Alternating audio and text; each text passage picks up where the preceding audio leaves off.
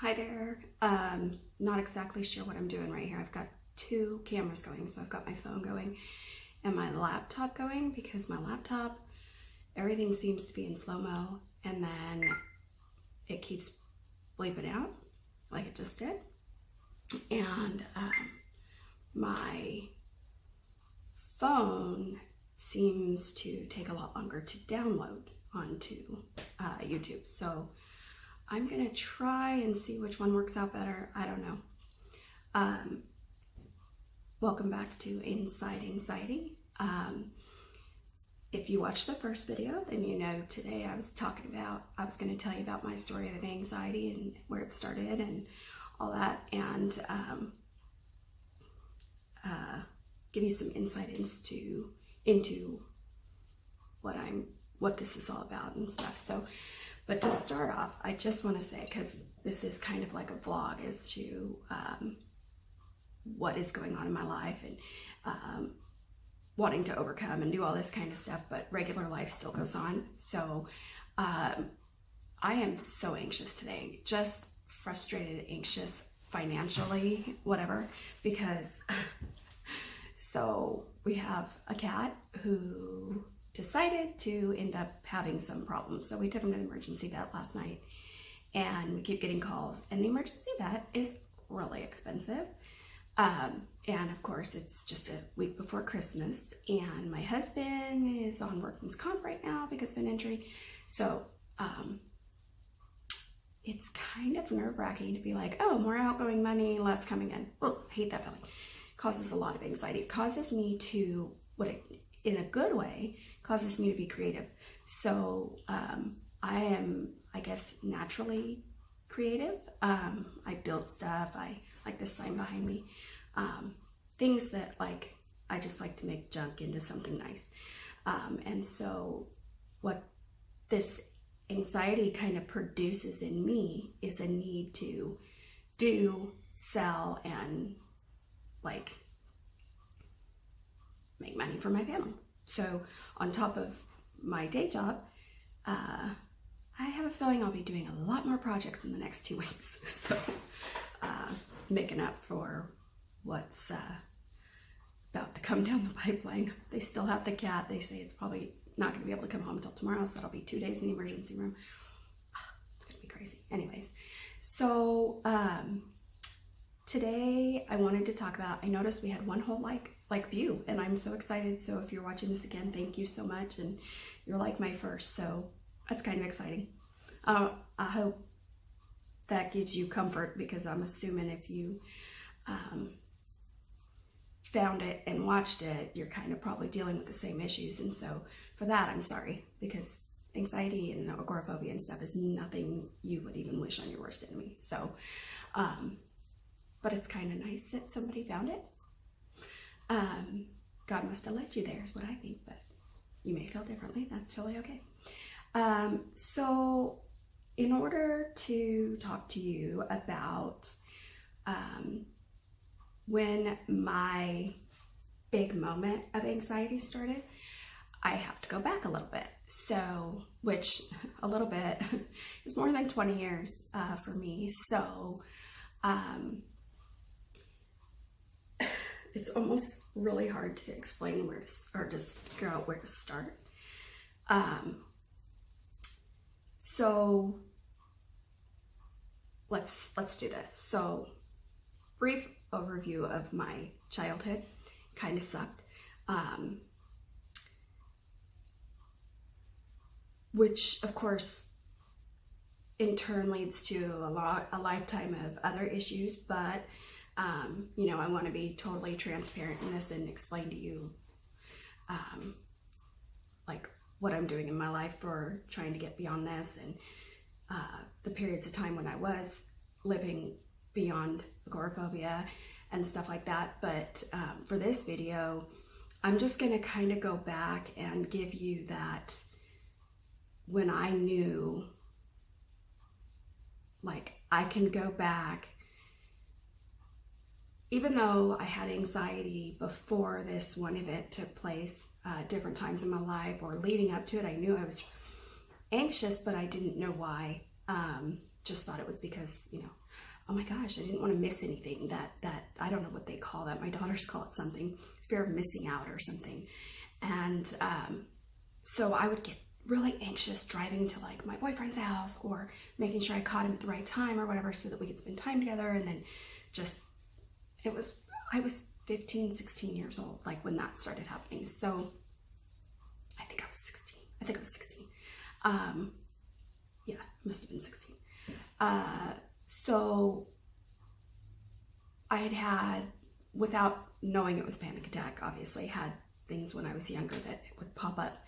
But for today's story, like to give you background, I'm going to start at the main one, the one that I've been fighting ever since.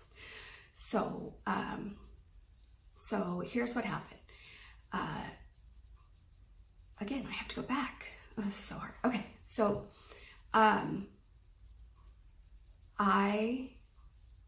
without knowing it, I have to start here. Without the intention, I did not intend to become anorexic when I was 16. Did not intend it. Didn't even know I was. Year and a half later, I guess I was told by a doctor that that's what was the stepping off point to then my hypoglycemia, which then led to this like event that took place, which then kicked off all my anxiety. So I was 16.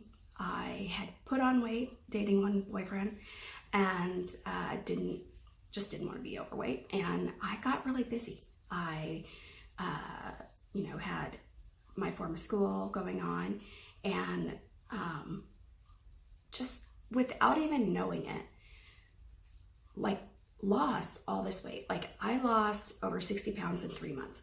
Didn't even dawn on me that's what was happening. Like I was just like, it wasn't even an issue, which was so weird. So when I was asked about it after my anxiety event took place, the doctor says to me, he says, well, your anorexia has led to this. And I was like, anorexia, what the hell are you talking about? I wasn't intentionally not eating or anything like that I knew of. So I don't know if it was just because life was so crazy or eventful or whatever it was, but it happened. And so apparently I was anorexic.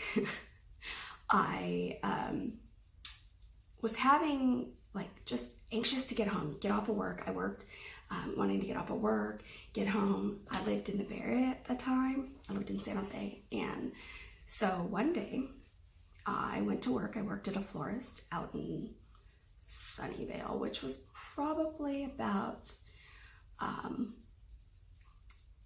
half an hour to 45 minutes away from my home,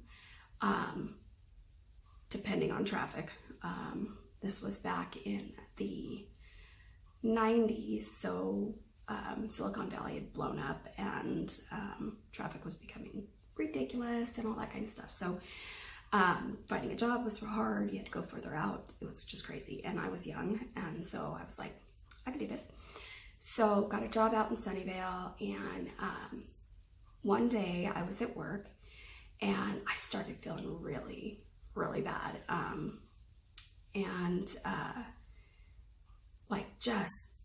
I could not stay awake, and I just was sick to my stomach. And so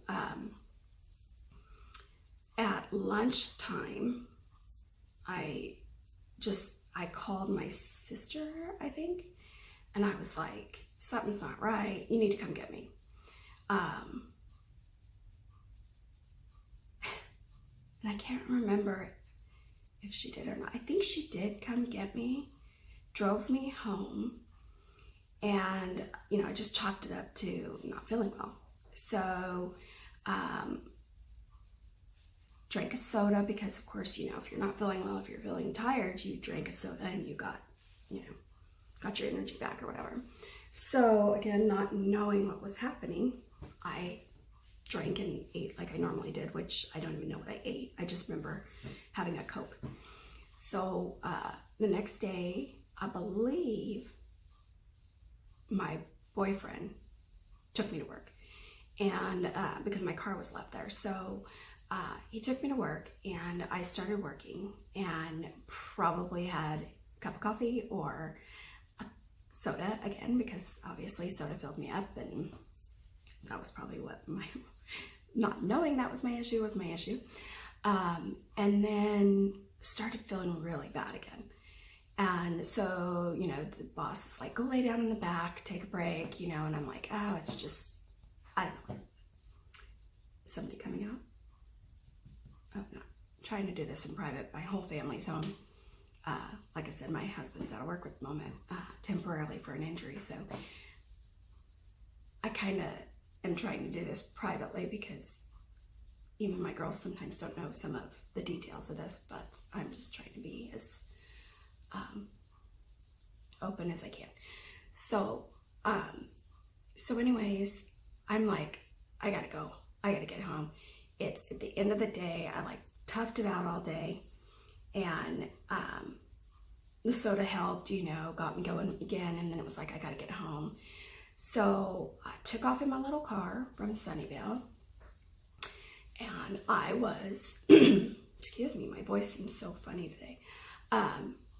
It's kind of shaky, because when I talk about this, it's just like, takes you back in one moment, not one moment, but it was a long moment, but can just affect your life so much that it changed me forever. And so I think that's probably where my voice is kind of shaky, which I don't like.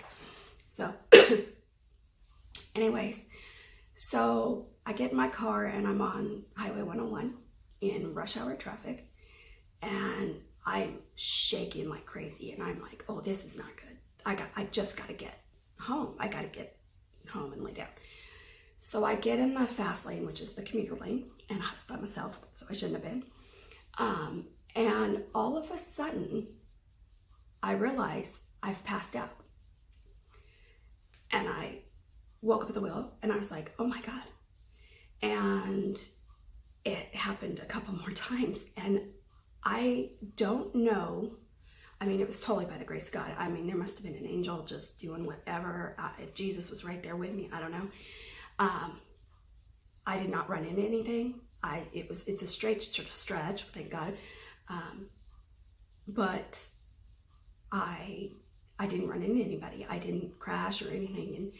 And I realized the next exit is my boyfriend at the time. He used to work off this exit that was coming up, and the people were really friendly. So I thought, okay, I'm just gonna pull in there, and somebody's gonna come get me, something's wrong.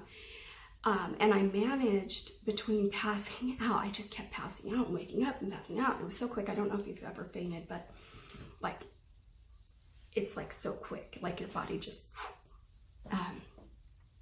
which obviously increased the anxiety of what the hell's going wrong with me, you know. I managed to get off the freeway, and it was so scary. I don't even know how many people I could have killed or what could have happened. When I go there, it just freaks me out. So I pull in, I get off, and I go around a corner, and I pull into this work, and I went in, and I said, lady, I'm so sorry. I don't mean to bother you, but something is wrong. I just passed out on the freeway. We didn't have cell phones at this time. So I was like, can you call my ex-boyfriend and have him come get me? I need to just rest or something, like something's not right. And the lady was so nice. She said, yeah. She goes, go back in our conference room, just put your head down. She brought me some Oreos. Again, not knowing that this was not helping the situation. She brings me some Oreos and chocolate kisses.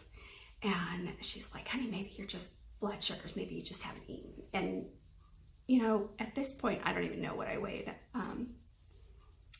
But other people must have noticed that. I mean, maybe my face was flushed. I don't know. I wasn't looking in mirrors. She said, oh, maybe your blood sugar's just low. Honey, here, eat some candy. This happens to me sometimes. Okay. So she calls my ex. He shows up and he takes me home, and I'm like, I gotta go to the doctor, hospital, something. Something's not right. And so he gets me home, and then I am so freaked out, like the initial panic attack, like what I thought it was going on, like that part ended. But I was so scared, like I didn't know what was going on with me, and I was just so scared. I remember we had bowling league that night, and I was like, I'm not going. I can't go. And I didn't want him to go either. I wanted him to stay with me. I was so scared. And he was like, no, I gotta go. Just come, you'll be fine. I was like, no, I can't go. I can't go. My whole world was like, not right. Like, so, like, oh my God, am I dying? What's wrong with me? So, when I look back now, is the beginning of the end for me when it comes to being independent and being anxiety free.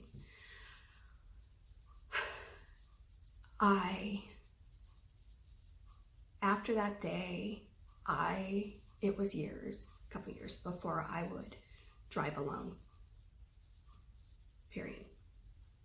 Didn't know what that meant, I just used the excuse, I'm just not feeling right.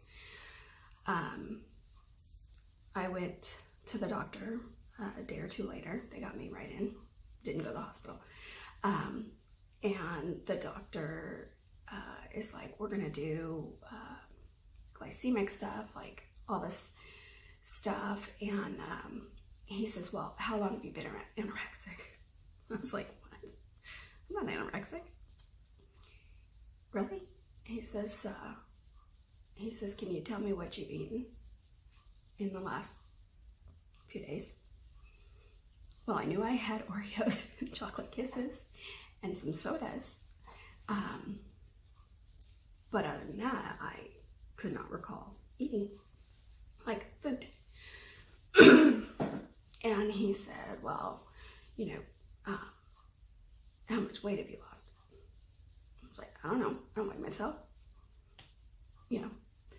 And he says, well, I'm going to tell you what I think it is before I do anything. And then, I think he was just a show off or something. He was my mom's doctor at the time. And honestly, I didn't really have much respect for him anyways because of things with my mother. But I didn't have like a primary, and it was like, where do I go? So that's where I went. And so he says, well, I'm telling you that you're anorexic. And I think what's happening is that you're either hyper or hypoglycemic. And every time you drink that soda or a soda, you go up where you're feeling fine, and then you're dropping. And when you're dropping, your body is responding, which then, obviously, if your body is like feeling like I'm gonna pass out, you start to get anxious because you don't know what's going on. He's like, that's it. And I'm like, okay, how do we fix it? Well, we got to do all these testing. So away with the testing we went, which was a nightmare because I'm already now having anxiety all the time, like just uptight. And they make me do a glucose tolerance test is what it was called. And every 2 hours they gave me more sugar, right? So every 2 hours my heart is like exploding, which is causing my anxiety to go through the roof because I think it's going to kill me. And then it was like a 6-hour test, and then they knew what was going on. So turns out hypoglycemic. So then he says to somebody who just found out that they are anorexic, he says, here's a diet. This is how you need to eat from now on. He said 6 meals a day, 6 small meals a day, and this is what you can eat. Okay, sure, no problem. I don't think I'm anorexic. I'm thinking, no big deal. Well, apparently, I did not realize that I no longer myself had control over my eating, if that makes sense. something else had taken over, because I was like, okay, I don't want to feel this way, right? It's horrible. I can't drink anymore. So therefore I was sober. Like, I'm closer to like 17, almost 18. No more alcohol, period. Sobered up. I've been sober since I always say since I was 18 years old. I'm almost 44 now. I didn't want to feel that way, so that I quit. No problem. Which, mind you, I was young, but I had a different kind of life than a lot of kids my age at that time. So I started really young. Just kind of dealing with more adult issues in the mentality of a child. Grew up a little fast, and alcohol seemed to help. So apparently I was getting a lot of my calories from that. Didn't even realize it. But anyway, so quit drinking, and as this is still happening, I have the excuses something's still not right. So I'm not driving alone. The time I was staying with my mom, and my boyfriend at the time, no, he still lived on his own. And so I started just avoiding anything that was outside unless I had somebody to go with. But then my anxiety started getting bad, where I was having panic attacks no matter where I went. Even in groups of people where I would have been perfectly fine. And so here I am with this list of food. Got rid of everything that was white. No white in my diet at all. And that even meant macaroni and cheese, because there's sugar in the pasta. So couldn't have any of that. But what I found was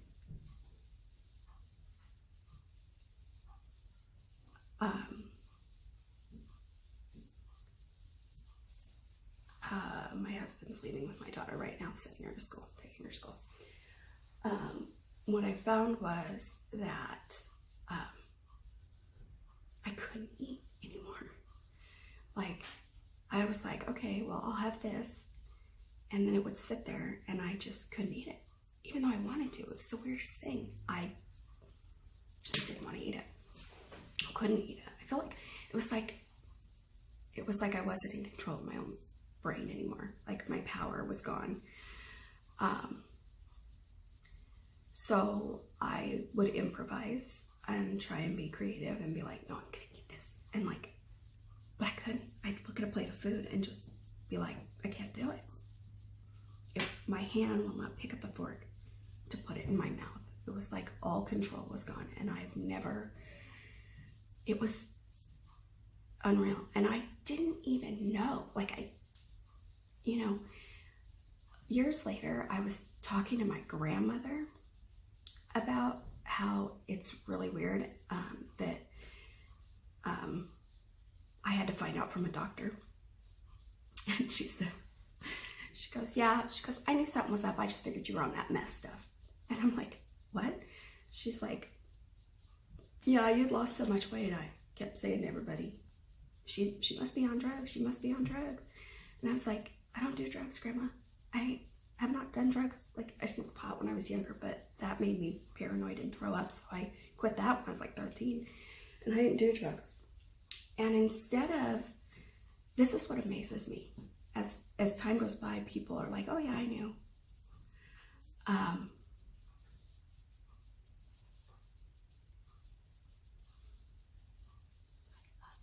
Saying goodbye to my daughter. Be a light.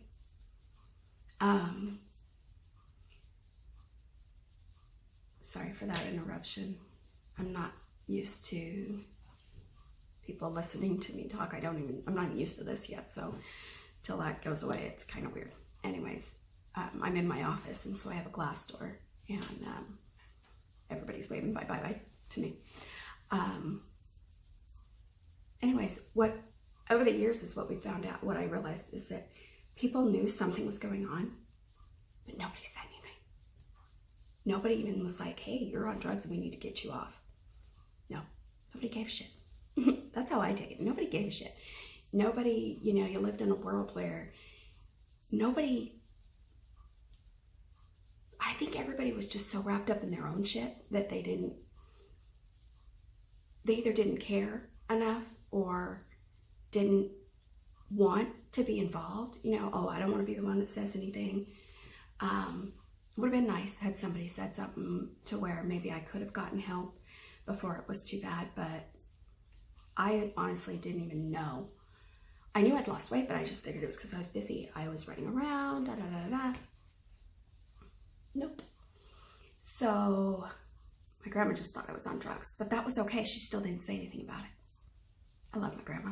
She's dead now, but you know, talking to the family or my sister about it and still nobody's saying anything just makes you kind of crazy. Makes you think, what the fuck?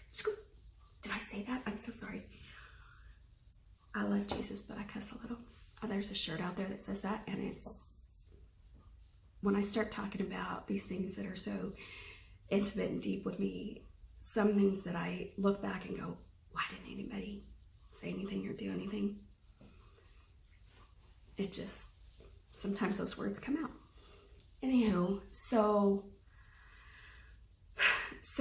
from that moment in the car and that situation happening, I realized I no longer felt safe in my own body. I didn't feel safe with myself.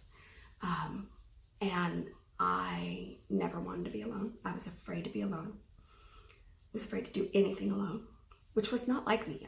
I was very active before this. I lost my life that day. That's how I feel inside. I feel like that day, that moment, all that insecurity of what was happening, thinking I could have killed somebody, thinking I could have died. I no longer had faith in myself. I mean, I believe in God and I know that, you know, He kept me safe. But all my own, like, control, like what I thought I controlled in my life and that I had a handle on it was gone. And ever since that day, even just to this very day, that is affecting me. I'm so sick and tired of that affecting me. That was so long ago, and it's never happened again. I've never passed out while driving again. I did pass out a couple other times after that, but that was because I had food poisoning, so I was throwing up and everything else all at one time, and you pass out because you know your body can't keep up with it. But I was safe. I was in my home. But ever since then, every time I've tried to do something on my own, that voice just says, "You can't do it. You're not okay." I hate that voice. I hate that voice beyond belief. And it amazes me. I also hear the voice of God. You know, you hear the voice of Jesus saying, I got you. I'm right here with you. You have nothing to fear. And when I'm more in touch with that, I have times of complete, what I call recovery. Times of anxiety is just a background thought. It comes up. I say His name and it's gone, you know. In the last 6 years, I haven't been able to shake it. I had some years of really good life and doing things and really just like, wow, I've overcome this. I finally, you know, my relationship with the Lord, I was, you know, I'm a server. I like to serve people. I like to do things. My industry is a service industry. I'm a volunteer. I do those kind of things because I just want to help people in any way I can. I had some good years, and I want those good years back. I can't get those years back, but I want to live beyond it because I don't want it to come back and have this going on. So, wow, I thought this would take a lot longer to get through that story, but it's only been 28 minutes, I guess, 30 minutes.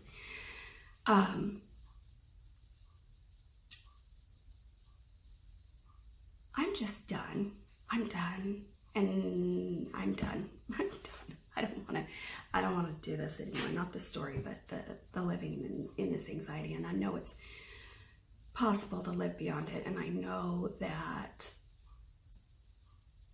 when I need Jesus, He just shows up, and I'm so happy for that. But sometimes you just can't get past the first thought. And so,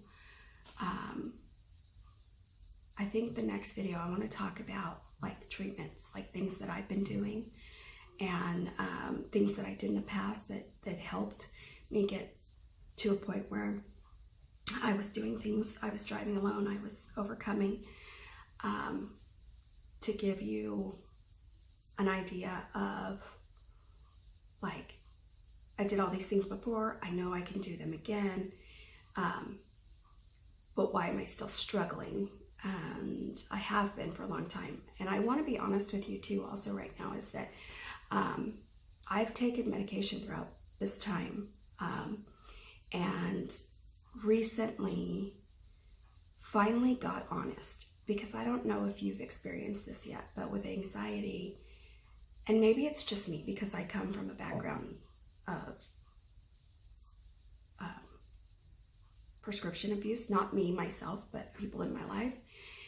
And so I'm also like, I can do this, I can do this. So for many years, I've basically been white knuckling it while taking medication, because the medication wasn't working. But I didn't want to change the medication. I didn't want to go through new, what are those called? The crap that happens when you start taking medication. Side effects, that's what it is.